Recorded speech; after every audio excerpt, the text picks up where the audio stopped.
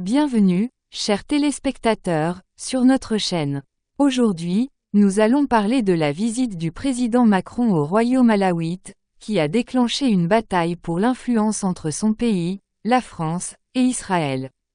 Le président français Emmanuel Macron poursuit sa visite au Maroc, qui a commencé le 28 octobre 2024, en réponse à une invitation du roi Mohamed VI, dans le but de restaurer les relations bilatérales entre les deux pays après une période de 3 ans de tension.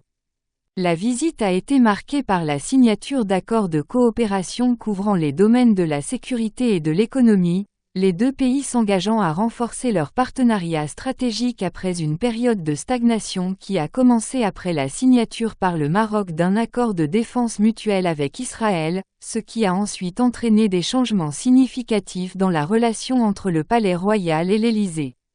Les cérémonies de réception du président français continuent de susciter beaucoup de controverses, notamment en ce qui concerne l'état dans lequel est apparu le roi Mohamed VI, qui se trouvait dans un état de santé dégradé, s'appuyant sur une canne médicale en raison d'une atrophie musculaire du côté droit de son dos, causée par une pression sur le nerf sciatique, ce qui l'a empêché de se tenir droit.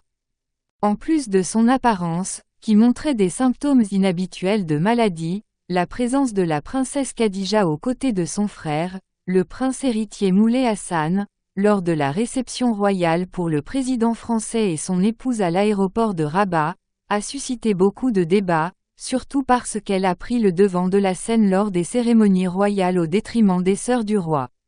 L'apparition marquante de la princesse Khadija rappelle l'image de sa mère. La princesse Lala Salma, qui a été victime de complots de la part des sœurs de Mohamed VI, qui ont réussi à l'expulser du palais royal, selon des témoignages de déserteurs du régime alawite qui ont également révélé l'ampleur de la lutte de pouvoir au sein des couloirs du pouvoir entre les partisans du prince héritier Hassan et d'autres qui s'y opposent au sein de la famille régnante, en particulier du cercle proche des sœurs du roi.